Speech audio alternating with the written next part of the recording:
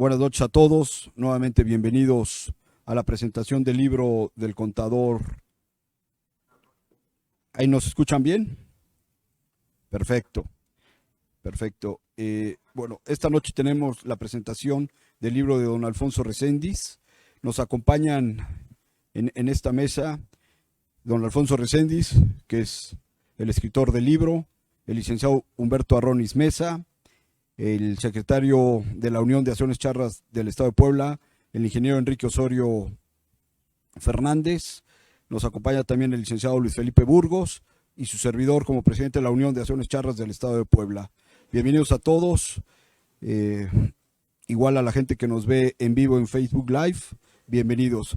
Le paso los micrófonos al licenciado Humberto Rocha, al licenciado Humberto Arronis, que nos de la presentación del licenciado don Alfonso Reséndiz. ¿Qué tal? Muy buenas noches a todos ustedes. La verdad es que es para mí un alto honor, don Alfonso, estar esta noche con usted. Pato, muchas gracias por la invitación.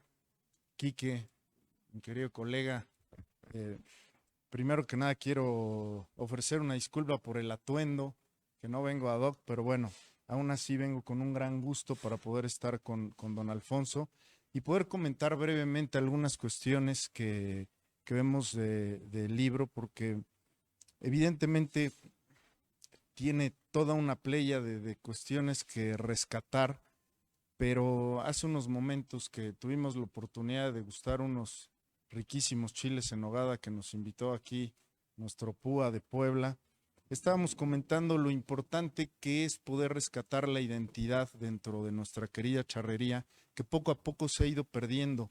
Y este tipo de obras tan bien logradas, con un sustento tan sólido, con un bagaje histórico tan bien sustentado, tan bien presentado, con una manera tan sistemática de hacerlo, sin duda nos va a ayudar a poder tener esa identidad que en ocasiones le hace falta a nuestro deporte, y no lo digo por este tipo de foros, porque bien o mal este gran esfuerzo que ha hecho nuestro PUA en poder tener gente tan avesada como la que vemos que está aquí, es difícil que no se tenga identidad, porque evidentemente se conoce la historia y se conoce el pasado de lo que es nuestra charrería. Pero esto, sin duda, va a dar una gran base para las futuras generaciones, para que puedan entender lo que es realmente la charrería, entender el porqué, que no es simplemente una actividad lúdica, un deporte que podemos practicar como cualquier otro, sino que es todo un sistema cultural cerrado que nos lleva a trascender cuestiones eminentemente deportivas. Yo ya no los aburro más, vamos a dejar en la voz al autor, y quiero reiterarle mi felicitación por lo bien logrado del libro. Y adelante, maestro, un gusto. Muy buenas noches a todos. Muchas gracias por el espacio. Gracias, licenciado Luis Álvarez. De verdad, le agradezco la oportunidad de estar aquí con ustedes, la oportunidad de estar en este bello estado, en esta bella capital de Puebla. Y felicitar a todos los charros de Puebla por ese maravilloso presidente de la Unión de Asociaciones que tienen. La verdad es que la labor que está haciendo usted como presidente de la Unión es digna de encomio, digna de estarse replicando. Ya nada más nos faltan 31 estados que hagan lo mismo. Ya casi lo logramos, ¿sí? Ahí la llevamos, ahí la llevamos. Siempre lo importante es el ejemplo, la punta de lanza, y qué bueno que alguien tuvo la iniciativa. Yo me felicito por estar aquí y por que me permita ser su amigo. Muchas gracias, muchas gracias. Y bueno, sin más preámbulo, diría que sí. Tenemos hoy la oportunidad de dar a conocer para el Estado de Puebla y para representantes de varias entidades del país que se están conectando por los diferentes medios tecnológicos que hoy tenemos a la disposición, esta obra que yo digo, yo personalmente, Alfonso Reséndiz Núñez, se la debía a mis ancestros. Alfonso Reséndiz Núñez se la debía a la charrería y hoy la estoy entregando. Y quiero explicar un poquito el porqué del título, que tal vez suene un poquito rebuscado. Los primeros herraderos, Puerta de la Charrería y su imbricación con el mestizaje. ¿Y por qué los primeros herraderos? Porque, bueno, tuve la fortuna de tener acceso a información histórica que no se había explotado en muchos años, y al menos no se había explotado por los que habían hecho investigación histórica en cuanto a la charrería se refiere. Por ahí hace un poquito más de 60 años, don Leovigildo Islas Escárcega nos había dejado apuntado que los primeros permisos para que los indígenas, los naturales de estas tierras, montaran a caballo se habían dado en 1619. O sea, estamos hablando de lo que nos dijo don Leovigildo, 100 años después de la conquista de la Gran Tenochtitlán, 100 años después de que los caballos llegaron a la Nueva España, 100 años después de que el ganado bravo, el ganado vacuno, llegó a las tierras. Y eso me planteó una primer gran interrogante. ¿Realmente los peninsulares que vinieron a conquistar y trajeron los caballos y trajeron el ganado, pudieron manejar durante 100 años por sí solos el ganado? Digo, yo soy de campo, yo soy de una zona ganadera, y de verdad cuando se hacía herradero para unas poquitas cabezas de ganado, se requería de una gran cantidad de personas alrededor de ello. Y entonces, si consultamos las fichas bibliográficas del Archivo General de la Nación y vemos las estancias ganaderas que se fueron estableciendo en la Nueva España, o consultamos las obras que nos dejaron escritas los frailes franciscanos y dominicos que llegaron a estas tierras, veremos que en la zona de alrededor de Jilotepec, alrededor de Apan, de Tepeapulco, aquí mismo en Puebla, en Toluca, etcétera, había estancias ganaderas que una sola estancia tenía más de 10,000 cabezas de ganado. Y esa estancia ganadera eran poseedores una o dos familias, pónganle ustedes numerosas familias de peninsulares que habían llegado a estas tierras. ¿Qué nos gusta? ¿8, 10 personas? Pongámosle 10. Entonces le tocaba cuidar 1,000 cabezas de ganado por peninsular. Todos eran adultos, todos eran diestros en el manejo del caballo, de la lanza, de la garrocha, etcétera. Yo lo dudo, ¿verdad? Y entonces el rey de España emite una orden en el año de 1526 de que los peninsulares no podían montar a caballo. ¿Sí? Ahí está una disposición que no fue Hernán Cortés, fue el rey directamente, el rey Carlos V. Y entonces esta imagen que tenemos ahorita en la pantalla nos da una idea, claro, yo la quise recuperar en mi libro, porque es justamente un mural que está en el Castillo de Chapultepec y se llama La fusión de las culturas. Es la fusión de la cultura española y la fusión de la cultura indígena. Muere la cultura española al llegar a la Nueva España, pero también muere la cultura indígena y resurge una nueva cultura en México, que es el mestizaje. Y ahí está entonces el último, las últimas palabras del libro, la imbricación con el mestizaje. ¿Y por qué le puse imbricación? No le pude poner la relación, la implicación, etcétera, una palabra más sencilla que todo el mundo implica. ¿Entiende? Bueno, si vemos a la cultura, a la teoría social, por ejemplo, imbricación quiere decir en el momento que existe una cultura dominante, y para 1530, 1535, ya la cultura española era la dominante en estas tierras, ¿sí? Y entonces esa cultura dominada, que era la cultura indígena, con todas las expresiones del territorio, pretende recuperar su esencia como cultura indígena, como poseedores de esta tierra, ¿sí? Y trata de subirse a la misma altura que la cultura dominante, perdón. ¿sí? Y entonces ahí viene, esa es la imbricación, cuando hay una resiliencia de la cultura dominada y se quiere equiparar a la cultura dominante. Entonces, ese es el porqué del título del libro. ¿Y por qué el título del libro? Bueno, decía, en 1526 se emite la orden de que no montaran a caballo los indígenas, no tuvieran ningún contacto con los animales, el ganado mayor, etcétera. Pero apenas 10 años después de haber emitido esa disposición el rey Carlos V, se dan cuenta que era imposible que la población de peninsulares que había en estos lares pudiera manejar el ganado. El Cabildo de la Ciudad de México había emitido una serie de disposiciones para multar a todo aquel que tuviera su ganado y no lo tuviera cuidado, etcétera, pero no podían aplicar esas disposiciones. Entonces, el virrey Antonio de Mendoza, que llega en 1535, o sea, estamos hablando de 16 años después de que desembarcaron los españoles en Veracruz.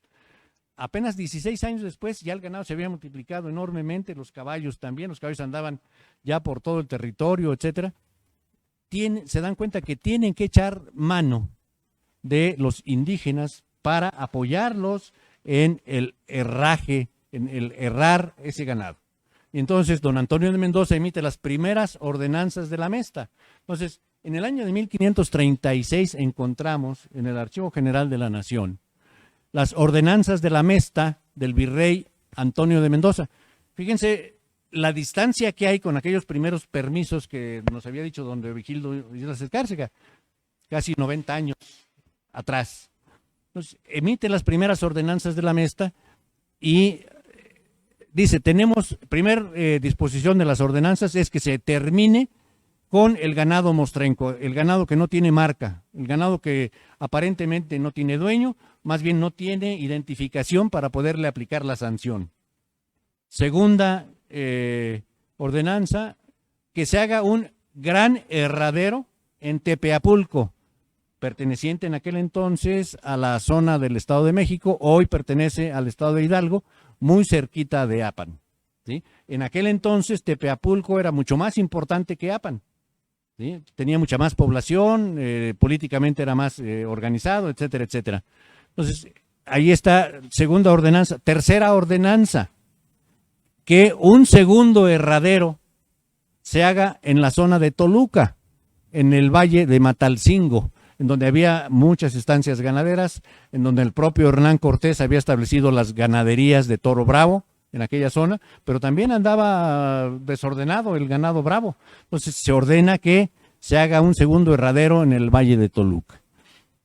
Y una de las ordenanzas de la Mesta dice también que por cada estancia de ganado mayor existente en la Nueva España haya 4 indígenas o negros, 2 de los cuales podrán montar a caballo. Entonces ahí está el primer permiso para que los naturales de esta tierra puedan montar a caballo, ¿sí? Otra nueva ordenanza también, de las mismas que componen las ordenanzas de la Mesta, es que a los indígenas no se les permita el uso de pértigas, garrochas o lanzas.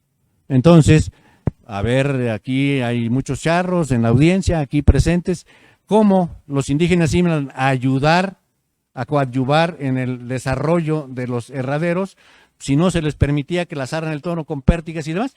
Pues yo digo, ahí surge el primer esfuerzo de la charrería, ¿sí? Nuestros naturales montados a caballo y lanzando la reata con el impulso del brazo, ¿sí? Primera cuestión de paralelo con nuestra charrería actual, ¿verdad?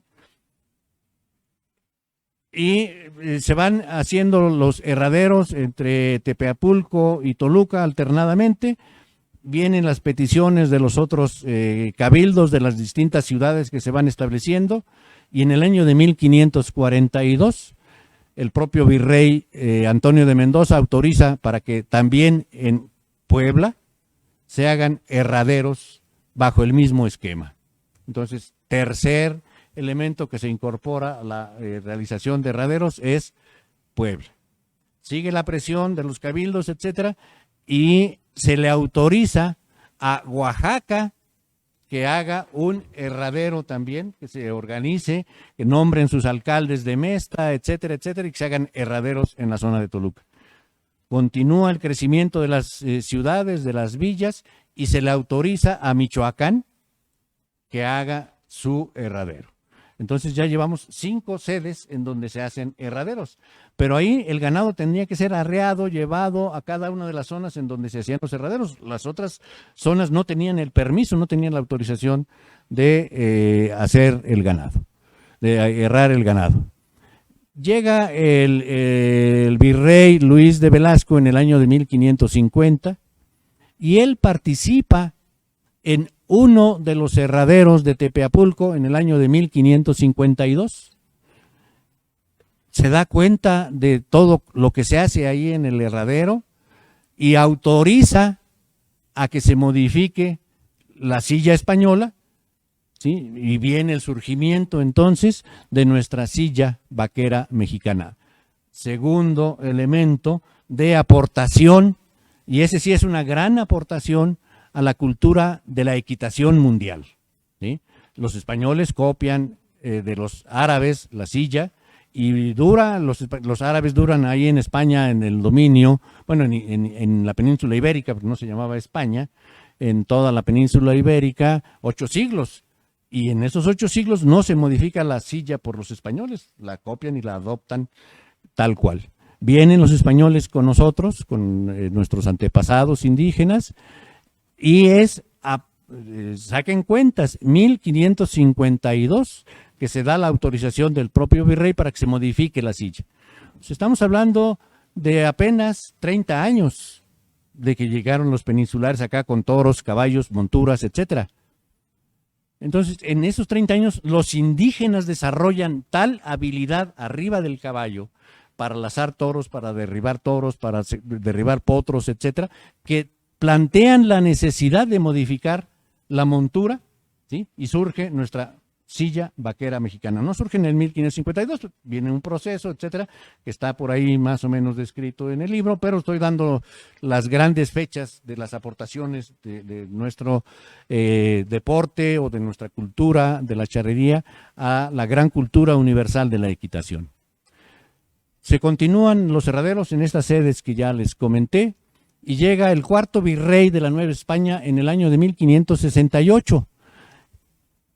Y se le plantean necesidades que hay que actualizar las ordenanzas de la Mesta, que hay que poner otras disposiciones, que hay que dar mayor participación en el territorio. Ya para entonces se había conquistado una buena parte del territorio, todo el centro y el sur ya estaba pacificado, empieza la pacificación de la zona de Zacatecas, la zona de Tamaulipas, la zona acá de Nayarit, Culiacán, etcétera, y entonces modifica las ordenanzas de la Mesta el virrey Martín Enríquez, y de 18 artículos que tenían las ordenanzas del virrey Mendoza, salta a más de 80 artículos, o sea, toda una revolución en el trabajo de las ordenanzas, y se plantea otro tipo de organización. El virrey Martín Enríquez dice, se seguirán haciendo herraderos porque esto ha beneficiado a la Nueva España, pero hoy, ¿sí?, las estancias ganaderas se organizarán, ¿sí?, por vecindades. Por cada 5 estancias ganaderas que existan en el territorio, se realizará un herradero. Y cada uno de ellos no lo puede realizar por sí mismo, sino tiene que invitar a los otros 4 a que le ayuden. Una vez que terminen de herrar el ganado de la estancia 1, pasarán a la estancia 2, a la estancia 3 y así sucesivamente. Entonces, ahí aparece otra figura diferente ya de las ordenanzas de la Mesta. El virrey Martín Enríquez incorpora el término hacer rodeo. 1574.